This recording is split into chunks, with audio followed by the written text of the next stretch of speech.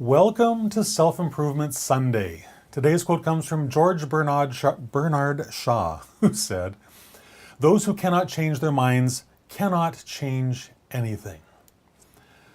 This is kind of a really fundamental point that if we don't control our thoughts, someone else will be doing that for us, and typically that will be without the benefits we want for ourselves. Hi there, my name is Christopher D'Armani. I help authors go from blank page to finished first draft to published book with ease. And one of the ways that I help authors do that is by helping them focus on what it is they truly want and making sure that they're moving forward in as positive a fashion as possible with that ability, with that willingness to change their minds as they go. Because you might learn something new, you might discover there's a new, better way. There always needs to be room for improvement, and there has to be an ability in one's own mind to pivot towards that if we're going to achieve our dreams. That's kind of how life works. So, with those thoughts in mind, I want to talk about Mr. Shaw's quote today.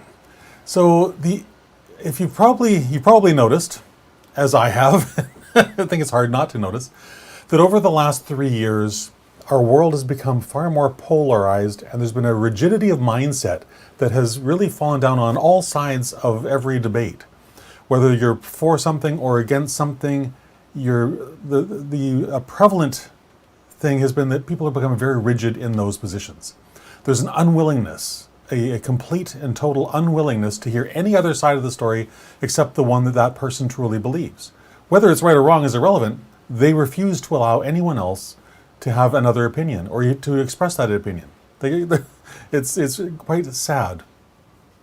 And this is followed by, of course, increasing censorship in every area of our lives. So on one hand, we need to ask ourselves, why is this going on? On the other hand, we need to ask ourselves, what are we doing that's contributing to this nonsense, right? So often these points of view are held to the point of absurdity. So whether you're for or against masks, up until 2.5, 3 years ago, everybody understood one simple thing. The standard masks that we're being told we must be wearing these days are not effective at stopping anything that's microscopic, the viruses. They simply can't stop it because the holes in the masks are simply too big. Common sense, and yet we've had this shift in mindset towards that thing to the point of absurdity, where maybe I'll just leave that aside for a moment. Anyways, so what is our greatest superpower? In the face of all these kinds of things, whether we're on one side or the other is not the point. The question is, what is our superpower when it comes to these sorts of things? And honestly, our biggest superpower is our ability, should we choose to embrace it, our ability to admit that we were wrong. Because that opens up all kinds of doors of possibility. It truly, truly does. When we have the ability and the willingness and the grateful heart that embraces the idea that we can't be right all of the time. We're going to make mistakes. That's a very human condition. And when we embrace that, when we admit that, that truly is a massive, massive power. It's a strength of character. You know, it's required. It's required if we're going to be able to admit we're wrong, because people with weak character simply can't do it. And that's, I think, why we see so much of this polarization going on, is we have weak people on all sides of the equation who simply can't admit that they made a mistake. They're incapable, literally, of doing so. That rigid and dogmatic defense of a position in the face of all the evidence to the contrary, that's the sign of someone who is a bully, who is a coward, who simply wants what they want because they can't conceive of anyone not doing what they say they must, right? So this is a great big part of why our world is in such a disastrous place that it is right now. And why for the past couple of years I've been talking a lot about gratitude, love, joy, compassion, and the necessity of those elements in our world to beat back some of this nonsense, to beat back the fear, the stupidity, the inability to admit that we were wrong. Because when we can approach our lives in those ways, it simply is a more pleasant way to live. We become a more healthy, a more honest, a more compassionate human being. Because here's another simple reality: a person with strong character who knows who they are and knows that they are not infallible. They know that an open mind where we're questioning everything all of the time is really, really important. I mean, I don't know what the definition of science is these days, but it used to be, up until 3 years ago, it was questioning everything, never making an assumption, and yet today we have the exact opposite. We're actually told that if we question science, we're somehow not being scientific, which is, again, ludicrous, right? So a courageous person knows when it's time to let go of bad ideas and bad thoughts, right? Bad information. The coward, the bully, well, the bully has his own agenda, so he is never going to let go of it. The coward is simply beaten into submission by the bullies, so they're not going to change either.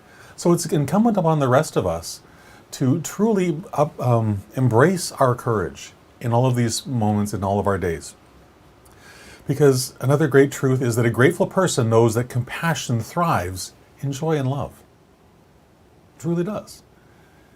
Joy, love, compassion, none of those things can thrive in an environment of fear or an environment of hatred or an environment of divisiveness. Those are the exact opposites, the polar opposites of those traits. So my question for you, I guess, would be today that, are you a person who, when someone questions a belief that you hold, do you get angry?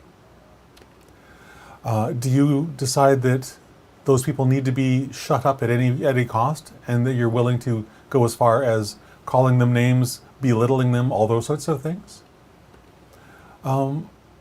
If that's the case for you in some area of your life, I would ask you to ask yourself, why is it that you're getting so angry?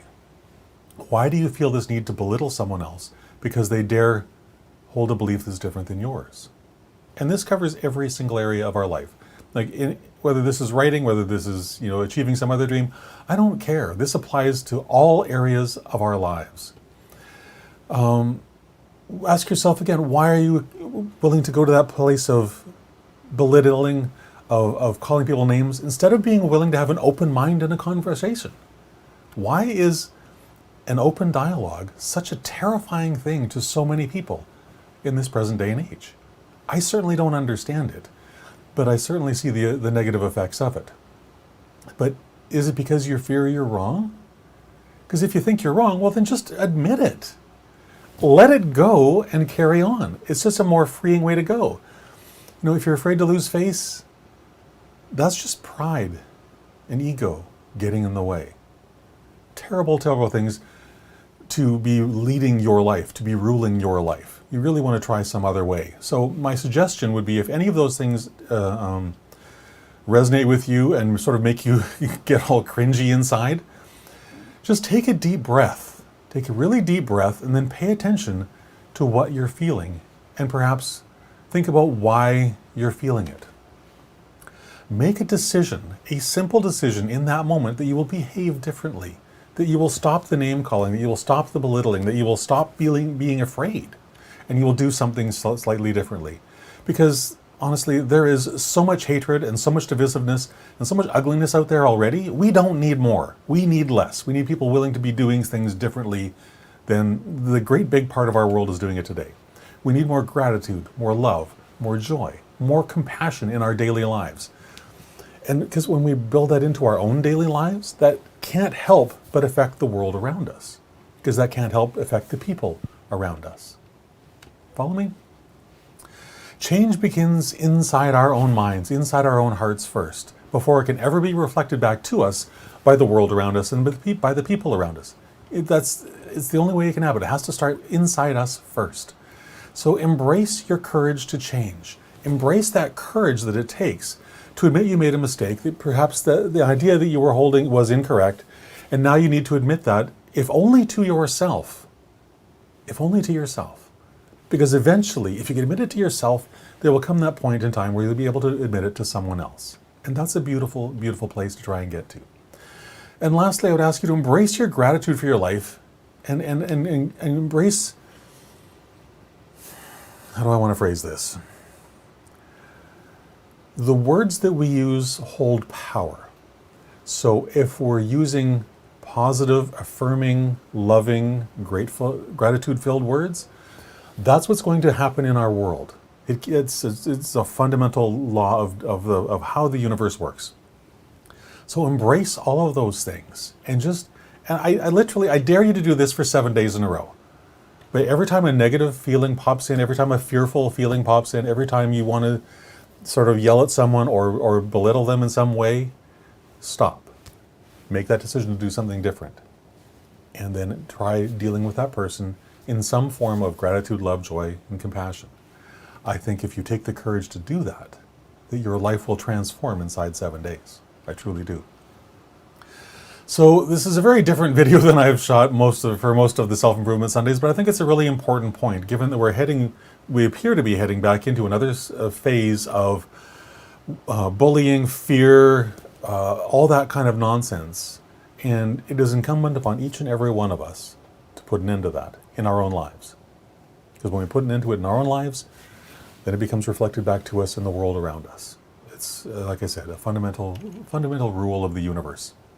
So I hope this is helpful for you today. And if it is, I would love for you to like and share it with your friends. And if there was something that especially struck you, I would love for you to share that in the comments. I would also love for you to connect with me on LinkedIn, on Facebook, on YouTube, on Twitter, all those places. All the links to all my social media accounts can be found at sleekbio.com/Christopher. And just please take this to heart. If you can't change your mind, you can't change anything. It all begins with the power of our own mind and our willingness to make a change in how we think, being willing to admit that we made a mistake, because there's so much freedom to be found inside that little area, right? So much freedom. So with that, I hope you have a fantastic rest of your Sunday, and I will talk to you again tomorrow afternoon at 3 o'clock. Bye for now.